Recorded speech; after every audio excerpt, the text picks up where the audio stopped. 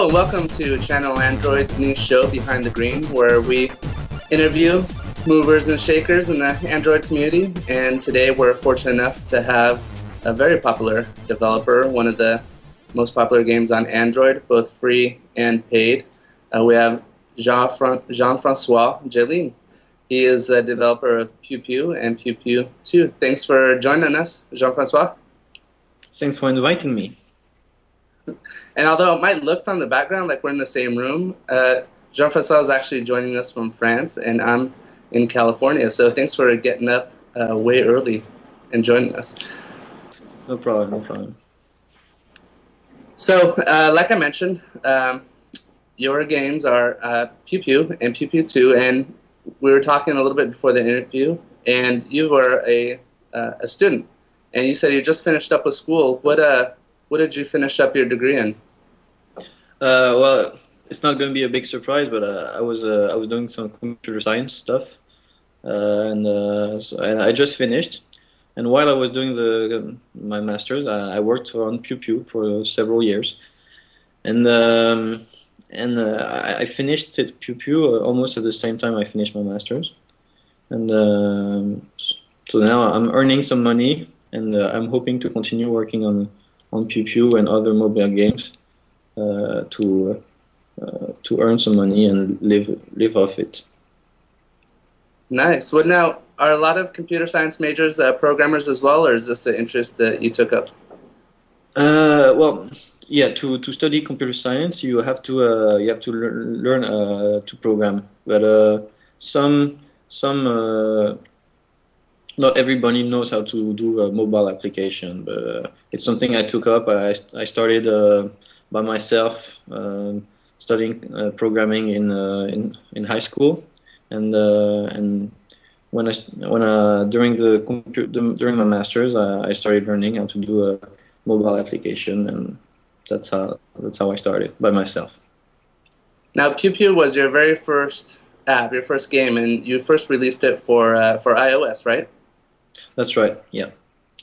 And there it is. And how was the transition from introducing it to iOS to introducing it to Android?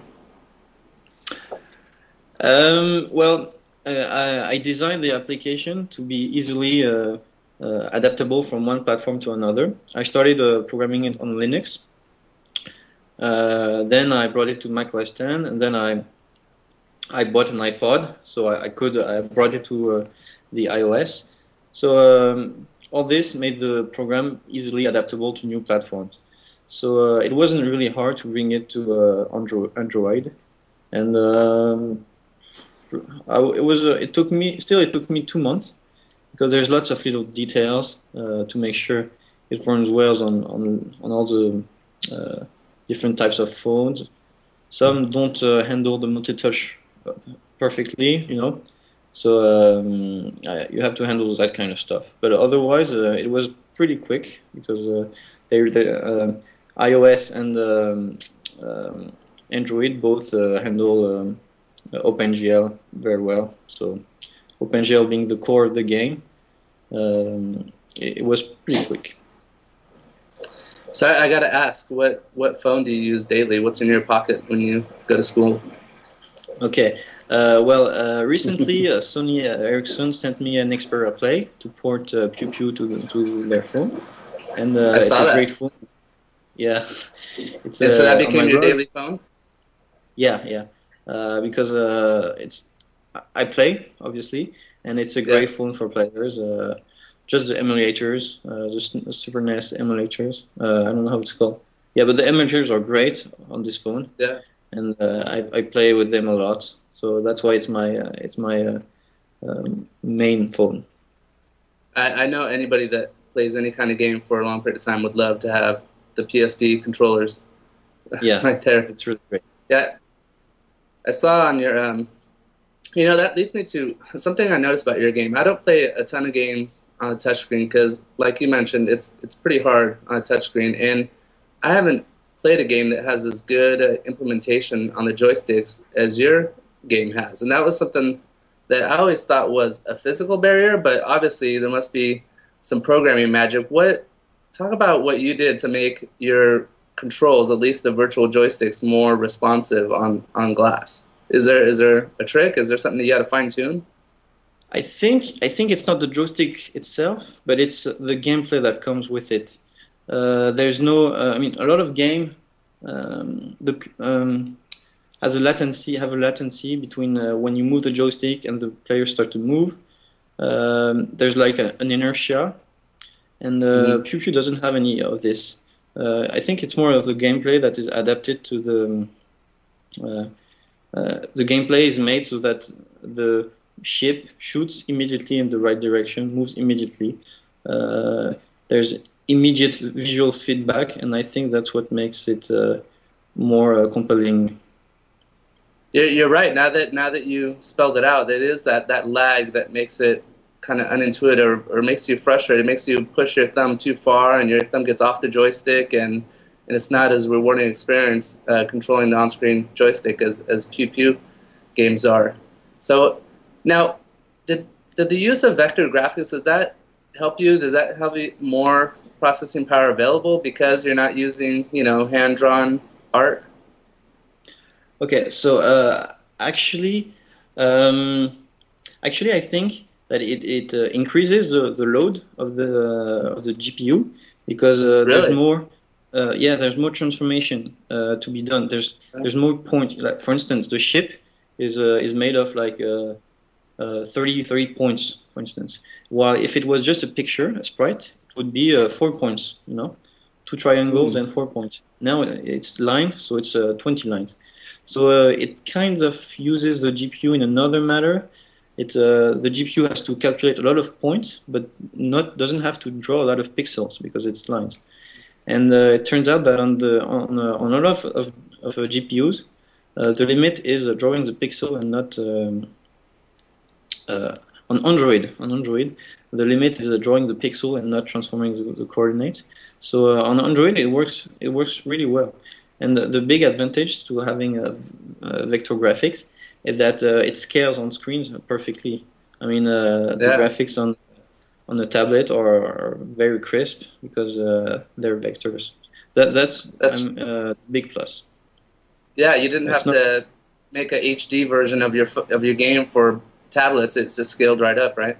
You know, when I first started playing Pew Pew, if we can bring up my favorite old arcade game that this instantly reminded me of. I know people say, you know, and you even said you're inspired by Geometry Wars, but my favorite arcade game, when, you know, that's where I used to play most of my games, was a stand-up Star Wars game where you had this control stick.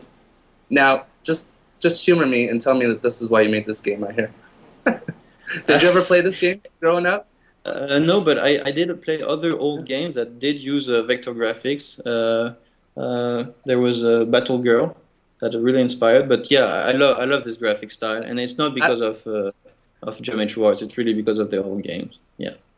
I don't know if that was the first 3D game, but it was the first fun 3D game that I remember playing with the vector graphics and flying through the Death Star and blowing it up. But you know, I was reading your blog, and you also mentioned you developed for Samsung's Bada operating system, which I thought was interesting. And my first thought, well, was why? But then I saw that there was a contest. So obviously you're in a good position to win that contest because you already have a great game. Like you said, you already thought it ahead of time how to make it easily transferable to other OSs. So how did that go for you, transferring to? I mean, is this a path that other developers can take? Can they, you know, create a game and transfer it to all their OSs easily, or is there a lot of time investment on your part? Well, you have to plan it from the start.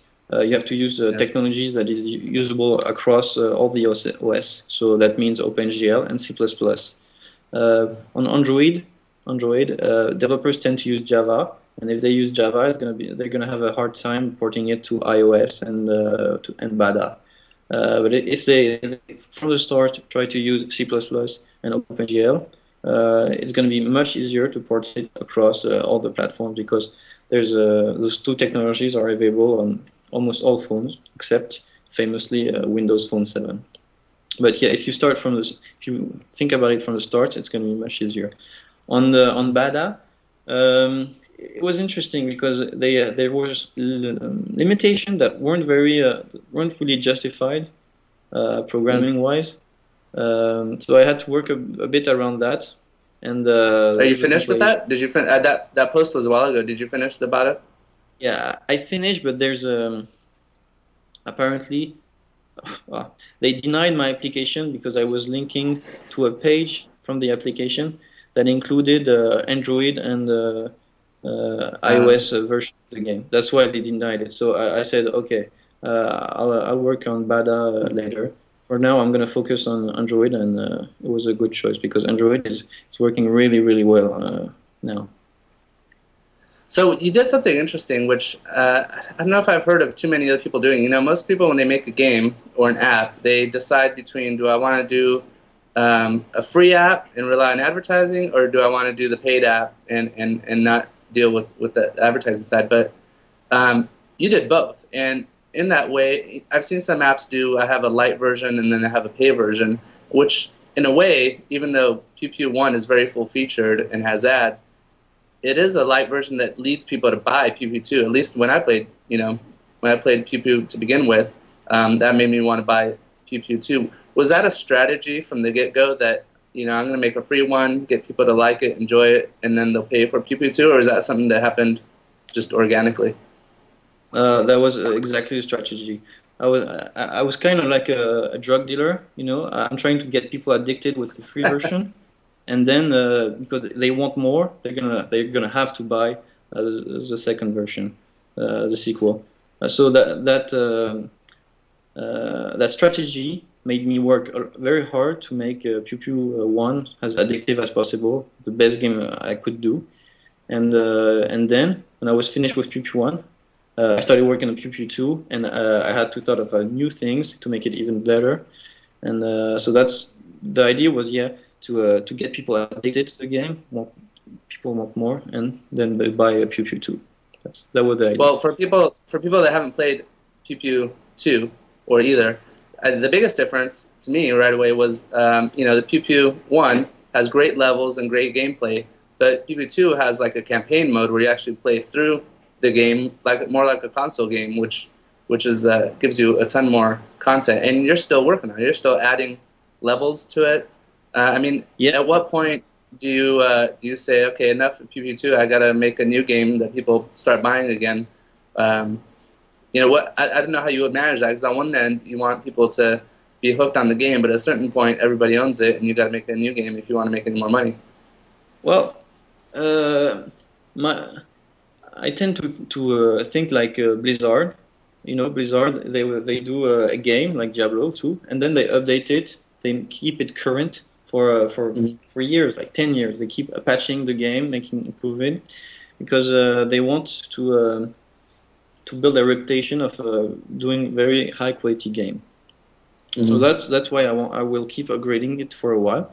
The other reason is that you said that everybody's going to own Pew Pew 2. Well, I certainly hope it will be the case, but right now it's unfortunately not. And the market share, the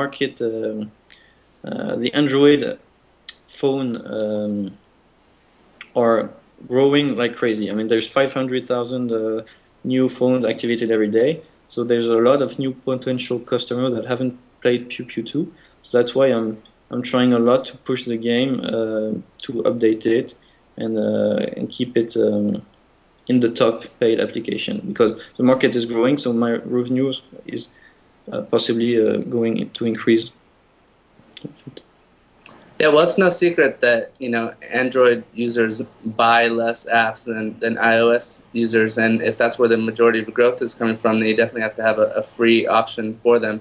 And I know of at least a few Android cheapskates that never buy apps that will break down and buy app once they've used a free version of it long enough that they just say, okay, I love it, I want the full-fledged version. And that seems like a great attitude. And obviously, if you grow a reputation, because to be honest, $2.99 is probably one of the higher prices for a game. So you really got to, sell people the fact that this is a supported game. They're going to keep getting additional content.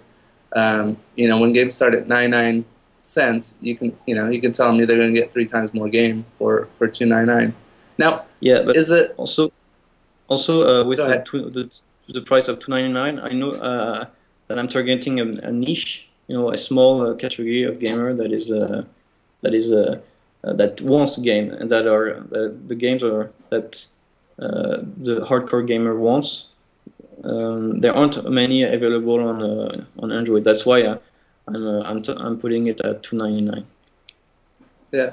No, I don't think. I think it's a good price point. Like you said, you're not getting the casual gamers for 99 cents, but those guys are probably playing the free version anyway. And once you get your hooks in them, then you'll get the $2.99 out of them. Now, Apple has started offering in-app purchases. I'm not sure. Has Android started allowing in-app purchases also? Well, I didn't follow this. I think they do. It's complicated. I'm not sure about the situation on Android, so I'm sorry I can't answer. Do you think game makers will start doing the mobile equivalent of DLC, where you'll pay 99 cents and get 5 more levels? Is that something that you've considered for the future, or for different games? Maybe not this game, but maybe for free games where you can give all your games away for free and people can start buying levels. Yeah, so on Android, the problem is that most people don't have a credit card associated to their account. So actually, one of the best way to monetize a free application is not to put in-app purchase, but is to put like advertisement or ask for the user to like fill out a survey or install another application. And once the user does that, it unlocks the rest of the application. That's one way to do it, and I think it's going to be a pretty popular way, because it allows much more people to unlock the content, not only the people that have a credit card. So that's why I think I hadn't really thought about that, but because I've always had a credit card on my Android phone, but that must be a big reason why Apple people will buy more apps. They automatically have a credit card linked to their iTunes. Can I butt in for 1 second? Yeah, go ahead, John. I had a really good question about that. I've seen that in a lot of different games where you can download a different game, take a survey, and it'll unlock other portions of it where you would normally have to pay. Is there a better revenue source doing it that way over ads? Well, those people that are saying those surveys, they're telling me that the revenue stream is great, but I don't have any first-hand experience, so I cannot compare. Okay, thank you. No. All right, well... But wait, I can maybe give you some numbers. I think you earn like 10 cents per user if they fill out a survey or they download an application. So that should give you an idea of the amount of money. What's the click? What do you get if someone clicks an ad? How many cents? That I don't know. But it's 10 cents sounds pretty good though. Yeah, it is. It's pretty good. It's really good, because when you have 1 million users, or more, like Pew Pew, it can potentially be a big source from you. But the problem is that I'm not a big fan. I'm very lazy. I prefer to pay an application than to fill a survey, and that's why I didn't implement it in Pew Pew. But maybe I'll change my mind, because I have to make a living. Yeah, but does that work out to like 100 grand? I mean, that's pretty substantial. Yeah, it would be very substantial. But so you have over a million users of Pew Pew, or a million? Now you mentioned once the difference between downloads and users, which is dramatically different, because a lot of people download a game and play it once and throw it away and install it. Right. What's the percentage of downloads that actually become like full-time users for you? Well, the percentage kind of decreases over time, because people, once they play the game for 3 months, they will uninstall it. So the percentage tends to decrease. But personally, I'm around like 23%. I mean, so there's like 2 million people that download the Pew Pew, and there's only 23% of the there's 23% of those people that still have Pew Pew 1. And so that would be like for 460,000 users. So which is, I think, a pretty good rate for a free application, because the free applications, people tend to download it, try it, and remove it. Does Google give you any statistics of what's average? Of what the average, retention rate is? I don't know. No, they give you a lot of statistics, but not this one. But one interesting statistic is the rate for my paid application for Pew Pew 2. For the free application, there's 20% of people that keep it, and on the paid application, there's 100% of the people that keep it. Wow. And actually, it should be like 110%, because actually, what's happening, I guess, it's not that people pirate the game or illegally download it. It's people that install the game on multiple devices. They buy the game on their phone and they install it on their tablet. So that's why there's more. I have more active installations of Pew Pew 2 than I have of sales. So that's why they say 100% of installation. Well, and of course, when Amazon gives away your game, you get you get more installations without downloads too. But I don't think it's counted in the total. It's not. So. Yeah. So have you seen any change in Amazon with their rumored tablet? I know they don't have the greatest reputation with developers because you guys were getting screwed out of getting paid. But I didn't say that, or you didn't say that. I said it. So yeah. Have you seen any movement with Android and their rumored tablet? Well, I've seen the rumors. I've read them. It would be a rumor based. The tablet would be based on Android 2.1 or 2.2. It would be a cheap tablet. But what interests me and other game developers is the hardware, the GPU, the touchscreen, and I haven't heard any information regarding this. And just a big growth in user base would be good for you. Just if it adds a couple million Android tablet owners, that would that'd be nice. That would be pretty cool, yeah. But I'm not really following what's happening on Amazon, because right now, so Pew Pew is on the Amazon App Store, but the revenues are ridiculous. It's like one downloads every day, one paid application every day, or something like that. I haven't checked in a while because the downloads were ridiculous. So for now, the Amazon App Store is really not of interest to me. So it hasn't gotten any better since your last. I'm sorry, it hasn't gotten any better since your last blog post.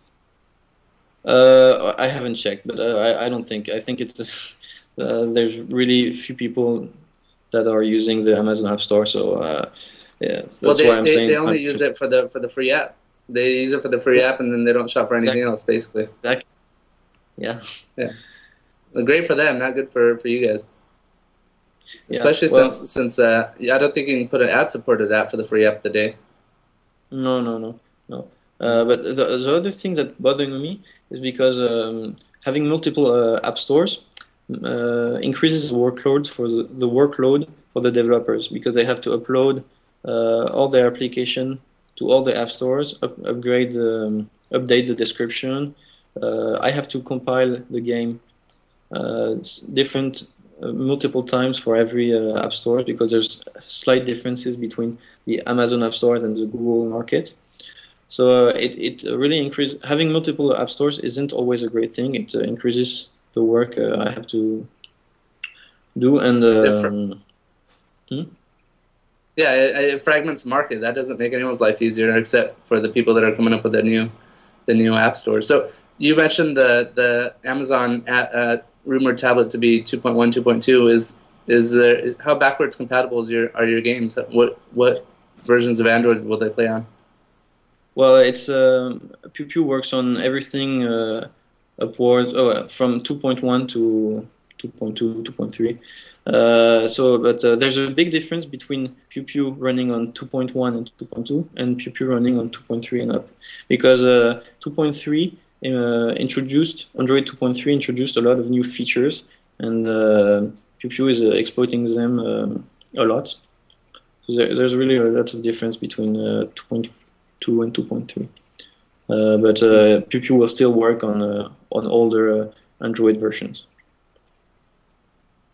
Do you have any interesting or funny stories to tell about a user coming back to you with problems on a lousy phone, on a Moto Click, or on a or some other piece of junk phone and getting on you? Yeah, actually, I do. It's an exclusive because well, when you launch Pew Pew, it loads all the geometric shape, all the vertex shapes, and I display some bogus messages during the load. I don't remember. It says like derivating the nucleus of the photons. Constructing the CPU and saying a lot of stuff that really doesn't mean anything, and sometimes on bogus phones, the game crashes during the loading. So they're gonna tell me, the game was crashing during the game crashed while it was destroying the photons of the GPU. And they're giving me error message that doesn't mean anything, and I'm really laughing when I receive those mails, because and sometimes they ask me, I don't understand what that means, and I'm saying no, it doesn't mean anything. So that's really so those are little Easter eggs that you put that most people wouldn't see because the game loads so fast. But when they're on a piece of junk phone and the load takes forever, they start reading these messages. Yeah. That's next game you should put in. If you can read this, you need a new phone. That should be your Easter egg message. Yeah, like yeah, it's pretty fun. Like on the back of the cars, if you can read this, you're too close. Yeah, pretty fun. Exactly. Now we're pretty much done with our interview. We like to play a game with our guests, but first I'll give you the opportunity. If there's anything, let's plug your blog in case anybody didn't see it. We'll bring up your address, and people that want to know more about developers, about the game, you post some interesting stuff on there. So there it is, and your games are available for iOS, for Android, for Bada coming soon, and and not on the Amazon Marketplace. So anything else that you would like to mention for us? I'd say if you're playing Pew Pew, keep checking for updates, because I'm gonna bring the new campaign that is gonna rock. And even if you have Pew Pew, don't uninstall it because you get bored because there's an update coming. That's what you're saying, right? Don't uninstall. Yeah. You'll keep getting new stuff. Even if you have Pew Pew 1, I'm gonna introduce a new game mode. It's oh, actually I could show it to you. Wow. Oh no, actually, exclusive.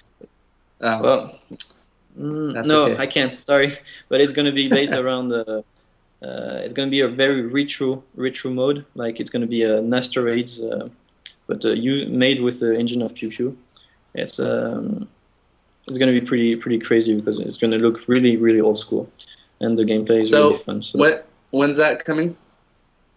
I want to finish the third campaign before I introduce the new game mode.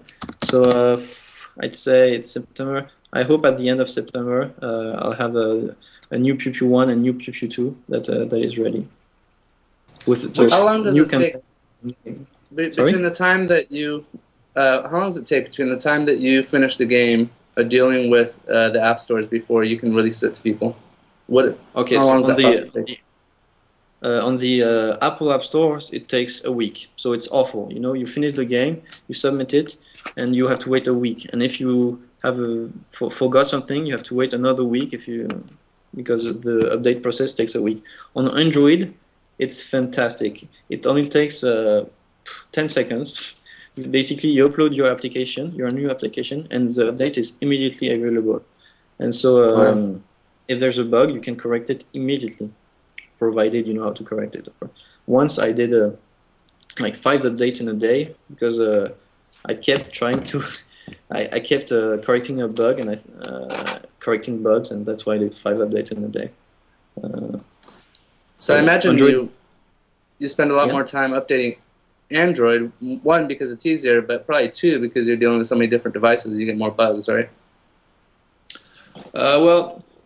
Again, it's a question of design. If you design it to handle different screen resolution, different, if you abstract from the hardware and the input devices, It's not so bad. The biggest problem is handling the early version of Android and the new version of Android that have new features. That's the biggest problem. It's not really the device. It's not the hardware. It's the software that is hard to. And that handle. changed in what was it? 2.3. You said that change was. Or 2.2. So basically, yeah, in 2.3, what you can do is build the whole application in C++, and you can use OpenSL. It's just to handle the sound. It's open sound library. So I'm starting to use this to bring sound effects to Pew Pew. And of course, those sound effects will only be available to Android 2.3. That's the kind of change that are available in 2.3. So I'm trying to look on here. Gerald, do you know off the top of your, do you remember the percentage of Android that has 2.3? What are we up to now? I wonder how. Last I seen, it was something like a third of all Android devices are running 2.3, or just about a third, and it's on its way up. Yeah. Does Google give you that information? Yeah. Actually, I'm looking at right now statistics. Let me check. So among the people that bought Pew Pew 2, there's 27% of people have Android 2.3.3. So but some people have 2.3, some people have 3.0. So I'd say a third of people have Android 3.3. And so Google. I mean, it sounds like Google's giving you statistics. They're giving you the install statistics. Who's keeping what? Can you compare? The developer kind of support information and statistics that Google gives you and the ones that Apple gives you? Well, yeah, it's going to be pretty quick to compare because Apple gives you nothing, and Apple's really and Google gives you no information. You have the number of downloads on Apple with Apple, and I think that's it. Yeah, that's it. They won't even tell you if they've uninstalled it or anything. Wow. No. I think they just do the number of downloads. I think Gerald had a question. Apple and Android. Yeah. As a developer developing for both, and if I remember correctly, you were developing for iOS first. What do you find a better platform? Take away all the politics, all the App Store BS. Just as a developer, as code, what do you find as a better platform to develop for? Well, it depends. For games, it's iOS because the support for C++, the language that most game developers use, is better on iOS. But for a regular application, I mean, like Twitter or things that doesn't require performance, Android is better because Java is simpler. It's garbage collected. The errors are easy to find. So really, it depends on what kind of application you're talking about. It depends, like a lot of things. Okay, so as a game developer, you find it easier to develop for the iOS. Yeah. Is there something you believe? For now, is there something you believe Google can do to help you guys out, help alleviate that? Because I mean, that's a big problem I hear about among users and developers. Yeah, actually, Google is working very hard.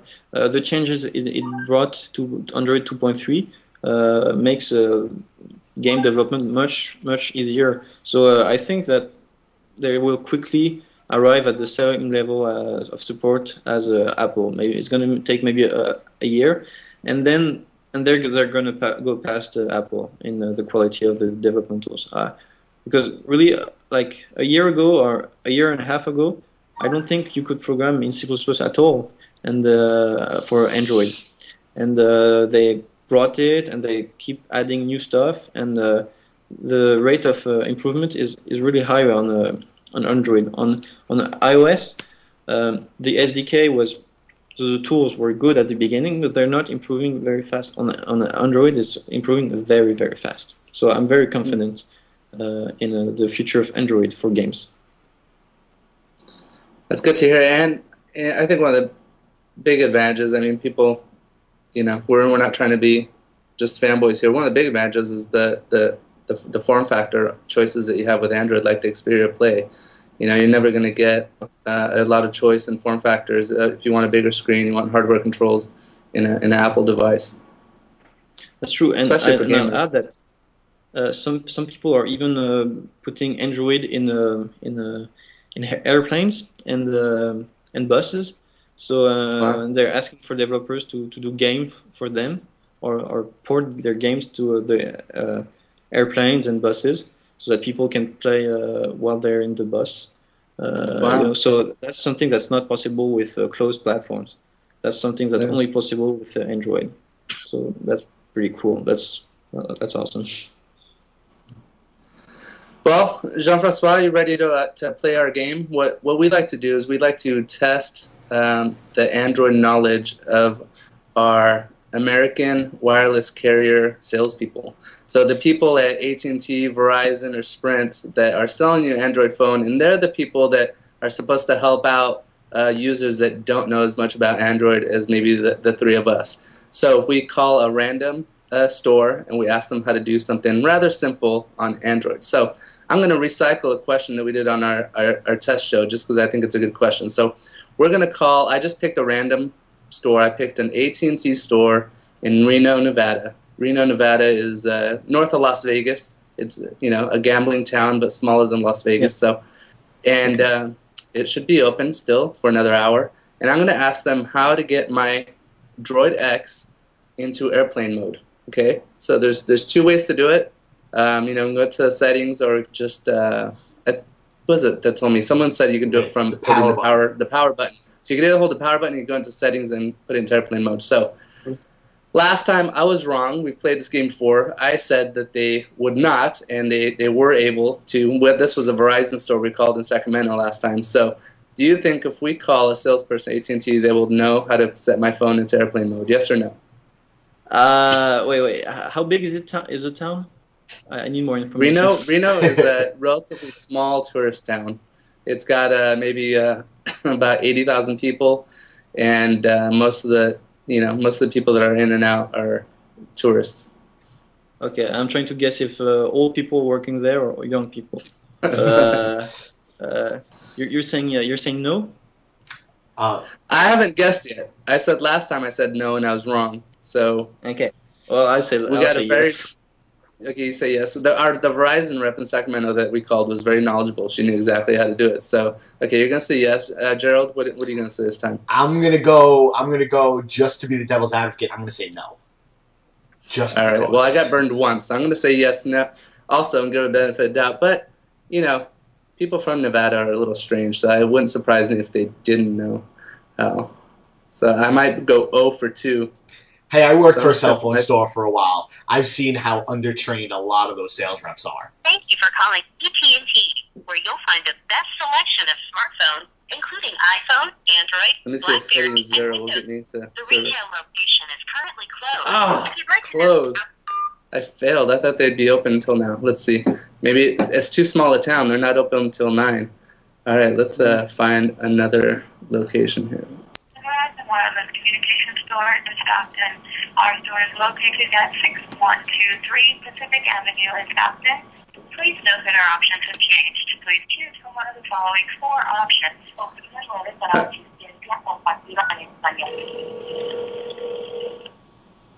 Can you guys hear everything?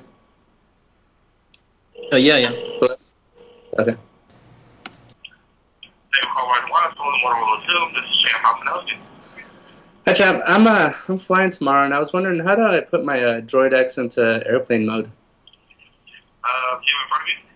Yeah. Okay, first hold the power button until it comes up on pop-up screen, Okay. and then it should say airplane mode. Oh, all right. That was easy. Thanks. Come on. All right, bye. Oh, Even Verizon though- is Even though I lost this time, I feel better because Better? last week I was complaining that the person who gave us the answer gave us like 100 steps to go through settings and this, that, and the other thing. It's like, what do you- All they had to do is hit the power. Settings, wireless. Yeah. This guy not only knew how to do it, but knew the quickest and most efficient way. I really wish we would have gotten through to an AT&T store. Next time we're definitely going to have to do AT&T or Sprint or T-Mobile to see if their reps are less well-trained than Verizon reps. So I'm feeling pretty good about my carrier of choice right now. They're 2 for 2. Verizon is 2 for 2. Yeah. Congratulations. All right. Well, that's our show. I want to thank Jean-François. Thanks for giving us your time. And more importantly, thanks for adding a couple awesome games to the Android ecosystem. You know, everyone knows we need more good games, and sounds like we haven't heard the last from you. You're just going to keep improving things. And thanks for Gerald for coordinating the show behind the scenes and adding your input. All right, so for Channel Android, this is Behind the Green, and we'll see you next time.